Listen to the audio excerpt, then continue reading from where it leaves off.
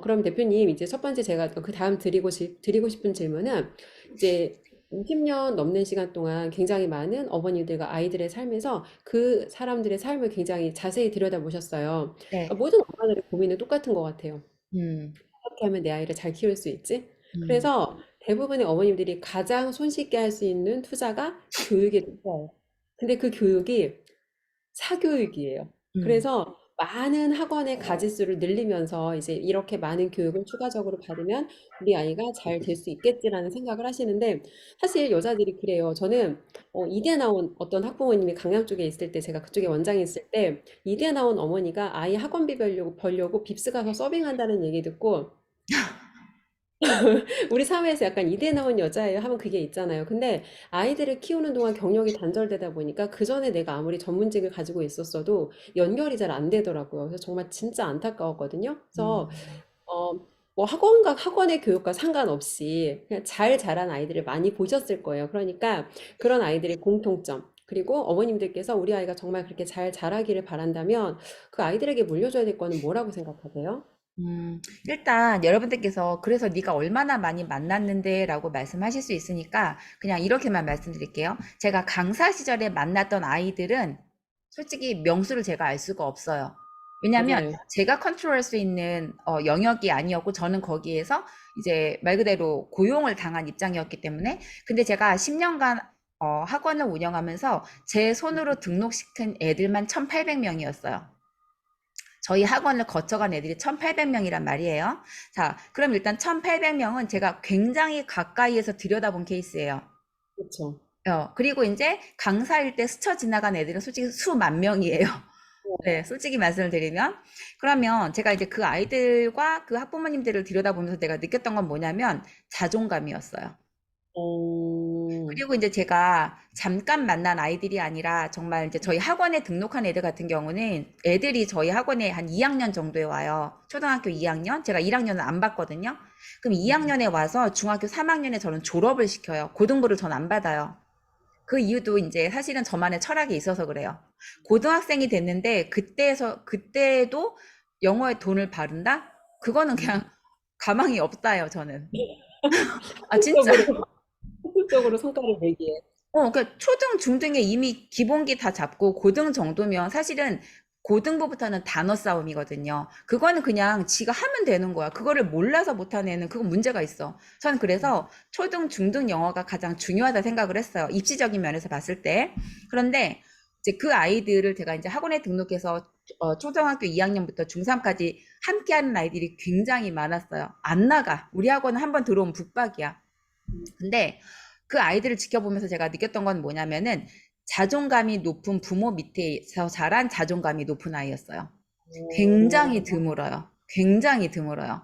어디서 드무냐? 자존감이 높은 부모 영역부터 드물어요. 맞아요.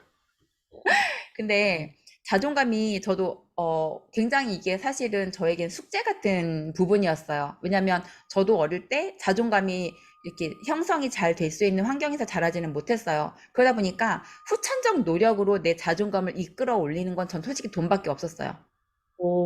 돈을 제가 많이 벌어 거죠. 맞아요. 제가 어, 너무너무 가난했고 아시는지 모르겠지만 멸치 칼국수라고 있어요. 그 라면. 근데 저는 멸치 칼국수 그 한 봉을 반으로 나눠서 점심 저녁 그거를 반찬으로 먹었어요. 전 정말 치열했거든요. 그러니까 그 정도 가난한 상황에서 지금까지 내가 올라오기까지 차곡차곡 밟았을 거 아니에요. 그러면 그 과정들이 나의 자존감을 세워줬어요. 음, 그러니까 내가 나를 인정하는 그 영역에서 제가 자존감이 올라갔어요. 내가 이렇게 괜찮은 애구나. 그러니까 누가 음, 나를 인정해주는 것도 중요하지만 저는 제가 저를 인정했어요. 너는 나이에 비해서 몸매도 예쁘고, 너는 얼굴도 뭐 괜찮아. 그리고 무엇보다 뇌가 섹시해. 그리고 음, 성격이 밝아. 다른 사람들과 잘 어울려. 뭐 여러 가지 내가 나한테 칭찬거리를 하나씩 이렇게 얹어주면서 자존감이 올라간 케이스인데, 이런 경험을 누구나 하는 건 아니란 말이에요. 그렇다면 이런 경험이 없이 자존감이 낮은 부모는 내 자존감을 아이한테 물려줘요. 정말 음, 자존감에 대물림이 일어나요.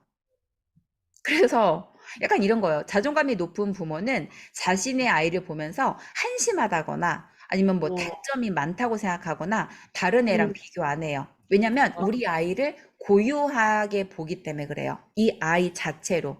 그렇다고 음. 해서 자존감이 높은 부모가 자신의 자녀를 혼내지 않냐? 아니요. 혼낼 때 누구보다 무섭게 혼내요. 왜냐면 너란 아이가 어떻게 그럴 수 있던 거예요. 이게 다른 거예요. 오히려, 오히려. 맞아요. 너란 아이는 더 훌륭한데 네가 어떻게 그럴 수 있어? 네가 너에게 정말 떳떳해? 정말 음, 자신 있어? 그런 음, 질문 자체가 이 음, 아이에게는 또 다른 자존감을 올려주는 거예요. 그래, 음, 맞아. 내가 이런 데서 무너지면 안 되지. 내가 그런 애가 아니지. 나는 성장하는 애지. 그러니까 사고방식 자체가 저희가 사고방식에 두 가지가 있어요. 성장형, 고정형. 근데 성장형 사고방식은 자존감이 높은 아이들에게서 보여지는 면이고 고정형 사고방식은 자존감이 낮은 아이들이에요. 얘네들은 결과에 치중을 하기 때문에 자기가 질 것 같은 게임은 안 해요. 제가 맞아요. 어릴 때 그랬어요.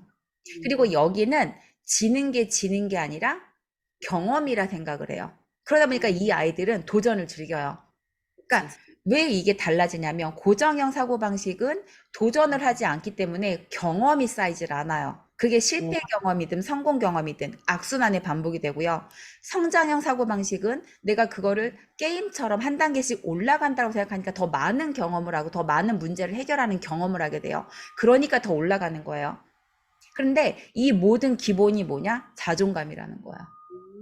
그래서 음, 제가 만났던 꽤 괜찮게 성장해서 야, 너 같은 아들 낳으면 진짜 나도 아들 낳고 싶다라는 말이 탄성이 나오게 했던 친구들은 굉장히 손에 꼽혀요. 그런데 그 두 분의 어머니들도 굉장히 특별하세요. 음. 음, 아, 결국은 사실 이게, 이걸 알고 물려주시는 분들은 없을 것 같아요. 맞아요. 그렇죠. 자기가 자존감이 높은 사람이라는 걸 사실 그걸 인지하는 것 자체도 내가 그런 사람으로 사는 거랑 스스로 인지하는 건 또 다른 영역이거든요. 근데 음, 모르고 있는 상태에서 근데 저도 이제 되게 비슷한 경험 많이 하는 게 근데 그 유형을 보면 보여요. 어머님들이 되게 어떤 자존감 영역에서 자기를 남한테 드러내는 걸 되게 걱정하고 음, 남은 나한테 생각보다 관심이 없는데 너무 걱정하시는 분들이 있거든요. 근데 음, 어떻게 내가 남한테 평가될지를 되게 사실은 걱정하는 거예요. 맞아요. 근데 물어봐요. 혹시 되게 자녀가 어떤 모습으로 살았으면 좋겠어요? 라고 물어보면 현재 본인의 모습과 정반대로 살았으면 좋겠다고 답변을 하세요. 근데 내 아이만큼은 나와 다른 삶. 맞아요. 대표님 책을 보면서 저도 되게 공감을 했고 아이들도 사실은 되게 공감을 했거든요. 그리고 오죽하면 애들 입에서 이거 우리 엄마 좀 이 책 읽었으면 좋겠어요. 아이들하고 먼저 독서 토론을 했는데 아이들이 이거 우리 엄마 읽으라고 할 거예요를 정말 공감을 끄덕끄덕 하면서 엄청나게 아이들이 공감을 했거든요. 그러니까 결국은 내가 어떻게 우리 아이가 살았으면 좋겠다 입으로 말하는 건 의미가 없어. 그러니까 항상 그렇잖아. 말이 제일 의미가 없고 그걸 내가 보여주면 된다. 근데 맞아요. 대표님께는 자존감을 높일 수 있는 방법 중에 하나가 돈으로 내가 성과를 내고 성장했을 때. 네, 음, 맞아요. 근데 저도 그런 것 같아요. 저도 자존감이 낮은 편에 속하던 시기가 꽤 오래 있었고, 그게 좋아지던 시기에는 저도 제가 돈을 벌고 문서를 주기 시작하면서 저는 달라졌어요. 저의 건물, 땅, 집. 근데 사실 사람이 어떻게 보면 그 겉으로 보여지는 게 호황되다라고 할 수 있는데 제가 그걸 헛되게 얻은 게 아니라 우리 노력해서 얻은 거잖아요. 그럼요. 한 땀 한 땀.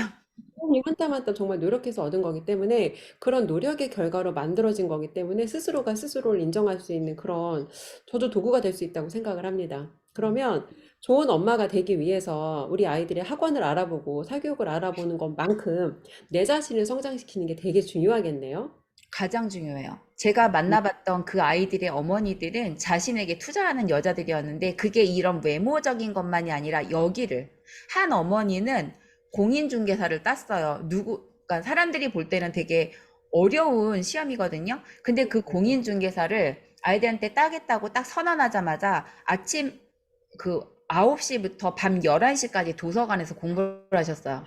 그리고 어머나. 아이들한테 그걸 보여주셨어요. 그래서 오. 공인중개사를 땄어. 그럼 공인중개사 땄으면 뭐야? 이걸로 일할 것 같잖아. 그 다음에 또 도전한 게 뭐냐면 도배사 자격증. 저는 아, 너무 진짜 놀랐어요. 문화적이네요. 너무 놀랐어요. 어머니 도배는 왜요? 뭐지? 부동산 하다가 심심하면 한 번씩 알바 뛰면 얼마나 좋아요. 사람이 머리가 복잡할 때 몸을 힘들게 해야 된다면서 도배사 자격증을 따셨는데 그 도배 일도 얼마나 잘하는지 콜이 엄청 오는 거야. 근데 이 사람은 부동산 사장이야.